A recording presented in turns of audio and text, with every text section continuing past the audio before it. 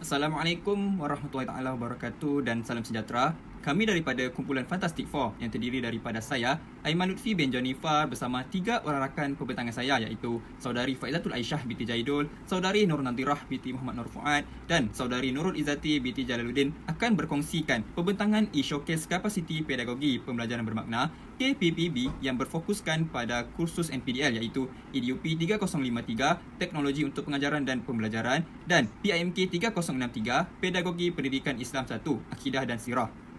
Baiklah, sebagai permulaan, saya akan berkongsi terlebih dahulu hasil pembelajaran kursus iaitu CLO bagi kursus NPDL EDUP 3053 dan PIMK 3063. Baiklah, hasil pembelajaran yang pertama menghasilkan media pengajaran dan pembelajaran yang berkesan. Yang kedua, menghasilkan rancangan pengajaran dan pembelajaran dalam bidang akidah dan sirah. Dan yang ketiga adalah melaksanakan pengajaran mikro dalam bidang akidah dan sirah melalui pembentangan. Seterusnya, saya serahkan pembentangan saya kepada Saudari Faizatul Aisyah. Seterusnya, kedua-dua kursus ini mempunyai the big idea yang sama iaitu kemahiran penggunaan teknologi dalam pengajaran dan pembelajaran sekaligus menimbulkan beberapa persoalan. Pertama, bagaimana guru menjadi kreatif dan kritis? Jadi, penghasilan bahan teknologi ini kami merujuk kepada DSKP Pendidikan Islam, bidang akidah dan sirah tahun 2 iaitu mengenali sifat-sifat Allah terlebih dahulu. Jadi, produk kami ini berfokus tersusun kerana standard pembelajaran yang dibina mengikut langkah mudah kepada susah. Pembinaan bahan multimedia interaktif ini tidak sia-sia dan boleh digunakan pakai dalam rancangan pengajaran harian, pedagogi pendidikan Islam sekaligus dalam pembentangan micro-teaching. Kreatif dan kritisnya ini terbukti melalui cara guru mengolah isi produk mengikut kesesuaian dengan sistematik agar dilihat lebih menarik. Kedua, bagaimana guru merancang persekitaran pembelajaran yang berkesan menggunakan teknologi. Untuk memastikan supaya pengajaran dan pembelajaran berkesan dengan menggunakan teknologi, bahan TMK yang disediakan itu mestilah menarik. Kerana multimedia interaktif ini merupakan satu platform yang dapat menarik minat dan menyuntik semangat murid. Yang pada akhirnya pembelajaran pada hari itu sangat berkesan, iaitu guru dapat menyampaikan apa yang hendak diajar sekaligus standard pembelajaran tercapai. Buktinya, apabila kami tayangkan bahan pengajaran itu semasa micro-teaching, akhirnya kawan-kawan yang pada masa itu berlakon menjadi murid, ikut bersama-sama menyanyikan lagu sifat-sifat Allah dan boleh menyebut maksud bagi setiap nama Allah dan keseronokan itu jelas terlihat sekaligus memaparkan persekitaran pembelajaran yang efektif menggunakan teknologi yang disediakan. Ketiga, sejauh mana teknologi dapat mencetuskan kreativiti di kalangan guru. Untuk mahir dalam teknologi, guru haruslah mempunyai ilmu. Menggunakan teknologi ini akan meningkatkan kemahiran dan pengetahuan guru untuk mencari ilmu dalam membuat bahan teknologi ini sehingga tercetusnya kreativiti guru. Sebagai contoh, dalam kumpulan kami sendiri, apabila kami diminta untuk menyediakan penghasilan produk teknologi ini yang pada mulanya kami tidak mahir, namun akhirnya kami berusaha mencuba, mencari dan berusaha memikirkan satu idea yang baru dan kami berjaya menghasilkan satu bahan pembelajaran iaitu multimedia interaktif pedagogi pendidikan Islam, bidang akidah dan sirah. Model reka bentuk pembelajaran bermakna. Terdapat 4 elemen utama dalam model ini. Jadi setiap elemen ini perlu dijalankan secara seiring. Jadi kami yakin bahawa keempat-empat elemen ini telah kami laksanakan. Buktinya, kami telah menerapkan elemen amalan pedagogi yang berkesan iaitu kami memberi peluang dan ruang kepada murid untuk melibatkan diri dan meningkatkan motivasi dalam proses pembelajaran. Contohnya, dalam penghasilan produk kami dalam RPH tahun 2 yang kami buat daripada langkah 1 hingga 3 untuk mencapai standard pembelajaran, di dalam RPH itu kami telah membuat aktiviti dengan memasukkan perencahan, scaffolding dan pembelajaran terarah kendiri, self-directed, melalui beberapa aktiviti yang kami jalankan yang melibatkan pelajar sekaligus memotivasikan pelajar. Jadi, itu menunjukkan adanya amalan pedagogi dalam membina RPH. Jadi, langkah-langkah itu kami serapkan dalam penghasilan produk bahan multimedia interaktif itu.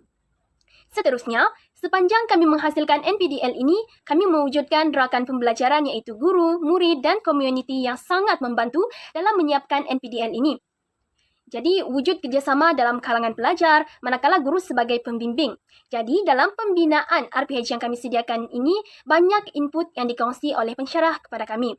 Contohnya lagi, setelah pelajar diperdengarkan dengan sifat-sifat Allah, pelajar akan dibahagikan kepada beberapa kumpulan dan mereka diminta untuk menyenaraikan sifat-sifat Allah beserta maksudnya, kemudian akan berlaku pembentangan iaitu secara gallery walk dan akan dipantau serta dibimbing oleh guru. Jadi, melalui pengalaman ini, rakan pembelajaran amat penting sebagai pendorong serta pemacu kepada pembelajaran bermakna dengan kerjasama dalam menjayakan produk multimedia interaktif ini.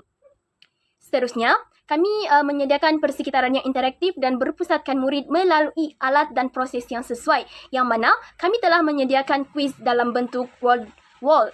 Ini menggalakkan pelajar meneroka ilmu baharu secara maksimum sekaligus menimbulkan pembelajaran yang bermakna. Akhir sekali, pemanfaatan digital turut diaplikasikan sepanjang kami menyiapkan produk dengan menggunakan kemudahan digital yang meningkatkan motivasi serta boleh diakses pada bila-bila masa. Jadi ia selaras dengan pelbagai sumber dan alatan digital yang menjadikan pelajar bersifat digital native. Ekoran daripada pendedahan cara menghasilkan produk multimedia interaktif yang menarik dan efektif dan bersifat kendiri. Dan berdasarkan pengetahuan baru itu, kami telah berjaya menghasilkan satu bahan multimedia interaktif yang menarik dengan merujuk di SKP Pendidikan Islam tahun 2 bidang akidah dan sirah iaitu mengenali sifat-sifat Allah.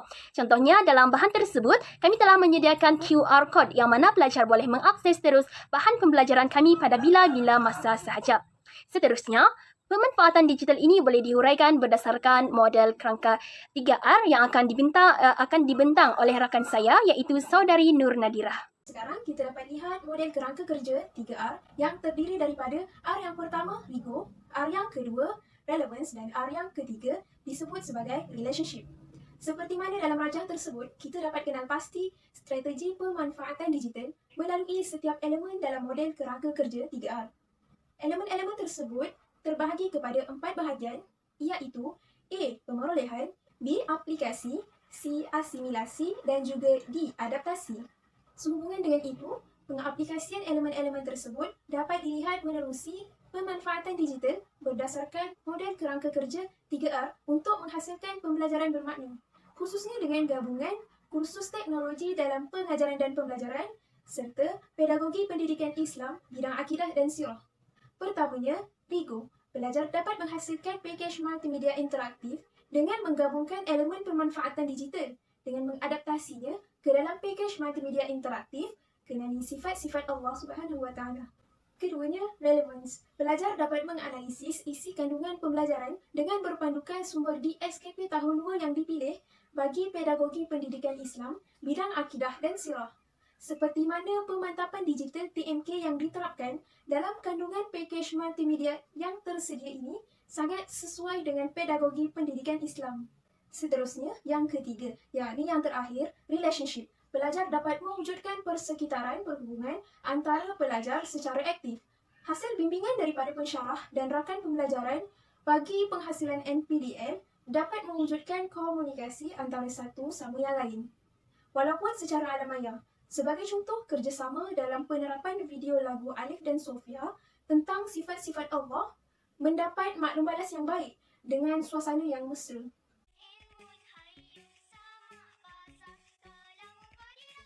Bukan sahaja wujud perhubungan antara pensyarah dan pelajar, malahan juga antara pengguna dengan pakej multimedia ini. Sekian itu sahaja rangkuman mengenai model kerangka kerja 3R. Seterusnya, saya serahkan pembentangan kepada rakan pengajaran saya, Nurul Aizati.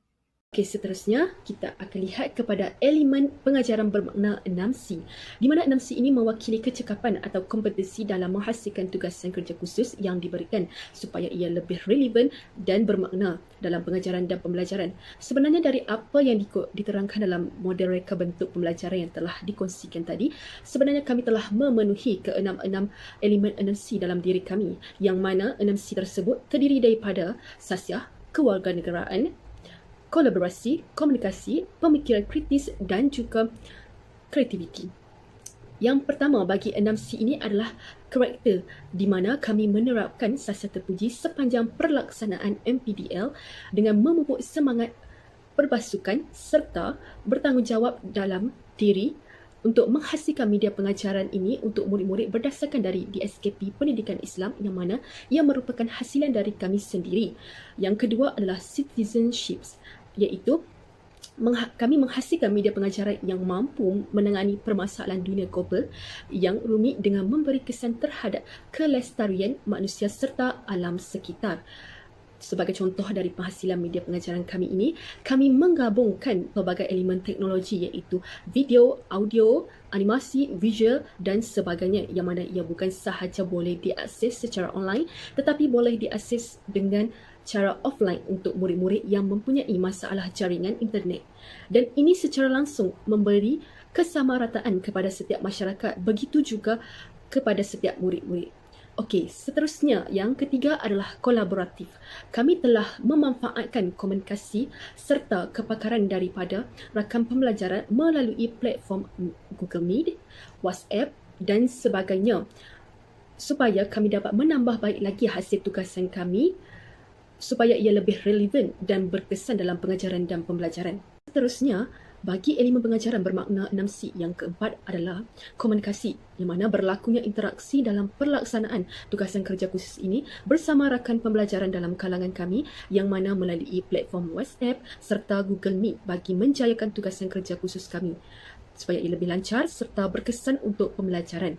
Bagi yang kelima adalah critical thinking, yang mana melalui pelaksanaan media pengajaran pendidikan Islam ini kami membuat pencarian iaitu research terlebih dahulu berkaitan dengan pelaksanaan teknologi media pengajaran dan pembelajaran bagi mewujudkan keberkesanan dalam proses pembelajaran serta menganalisis mengenai kandungan DSKP Pendidikan Islam iaitu standard kandungan dan standard pembelajaran supaya media yang dihasilkan memberi manfaat dan dapat digunakan secara berkesan dalam pembelajaran. Bagi yang terakhir dalam elemen pengajaran berkesan 6C adalah kreativiti. Dalam pelaksanaan media pengajaran iaitu multimedia interaktif ini, kami mengaplikasikan elemen teknologi dalam pendidikan untuk menghasilkan media pengajaran yang kreatif dan inovatif.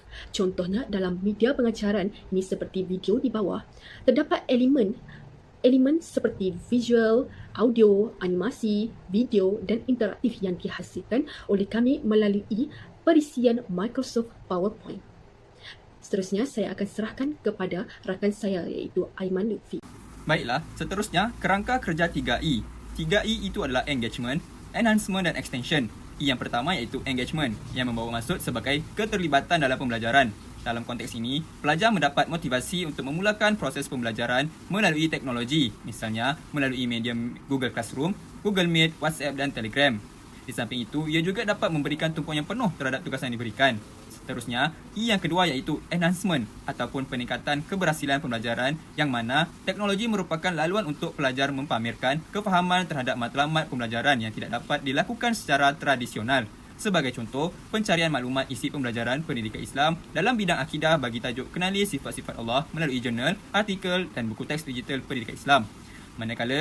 Manakala, E yang ketiga ialah extension iaitu perluasan atau keberhasilan pembelajaran lanjutan. Ia merupakan suatu hubungan antara pembelajaran dengan pengalaman hidup seharian yang dapat dikukuhkan dengan bermediumkan teknologi. Misalnya, mengaitkan pengetahuan tentang topik atau isi pembelajaran pendidikan Islam seperti sifat-sifat Allah dalam PowerPoint atau multimedia interaktif. Kemudian, kongsikan bahan tersebut dalam YouTube ataupun Facebook. Seterusnya, saya akan serahkan pembentangan ini kepada saudari Nur Nadirah. Baiklah, secara keseluruhannya apa yang kami dapat sepanjang pelaksanaan KPPB ini, kami dapat menjana pengetahuan baru melalui penerokaan maklumat dan idea-idea baru yang berfokus bagi dua kursus utama dalam membina produk NPDN yang menarik. Dua kursus yang terlibat iaitu EDUP 3063, Teknologi untuk Pengajaran dan Pembelajaran, dan juga PIMK 3063 bagi Pedagogi Pendidikan Islam, Bidang Akidah dan Sirah. Sejurus itu terbitlah juga faedah dalam pelaksanaan KPPB ini, iaitu kami dapat menjana idea baru kerana pembelajaran berlaku secara interdisiplinari antara dua kursus yang berbeza. Di samping itu, apabila pelajar menjalani praktikum atau mula mengajar kelak, relevannya pakej multimedia interaktif tersebut yang juga mesra pengguna sesuai diguna pakai, malahan memudahkan pengajaran dan pembelajaran bagi mata pelajaran pendidikan Islam. Seterusnya, bagi cabaran atau halangan yang kami hadapi semasa pelaksanaan produk ini adalah kami mengambil masa yang lama untuk menyiapkan produk kami ini atas sebab kami kurang mahir dalam penggunaan elemen teknologi bagi menghasilkan multimedia interaktif yang berkesan. Oleh itu, kami perlu menerapkan elemen video, audio, animasi, visual serta interaktif yang dapat menarik minat pelajar terhadap media pengajaran kami. Bagi yang kedua adalah kami juga mempunyai masalah jaringan internet yang kurang baik untuk pelaksanaan KPBB kami ini yang menyebabkan kesukaran untuk kami membuat perbincangan serta pelaksanaan terhadap produk kami ini. Oleh itu, cadangan penambahbaikan yang dapat kami kemukakan adalah kami perlu sentiasa mempraktikkan model pengajaran KPBB dalam proses pengajaran dan pembelajaran iaitu menerapkan model reka bentuk pembelajaran, model kerangka kerja 3R, 3E serta interaktif yang berkesan bagi pelaksanaan multimedia interaktif yang bermakna dan berkesan untuk semua murid. Sehubungan itu, cadangan yang kedua adalah kami perlu menyediakan produk pembelajaran yang mudah diakses oleh murid yang mempunyai masalah capaian internet iaitu dengan mewujudkan media pengajaran yang sesuai untuk setiap murid walaupun tidak menggunakan jaringan internet. Baiklah, itu sahaja pembentangan daripada kumpulan kami. Sekian, terima kasih.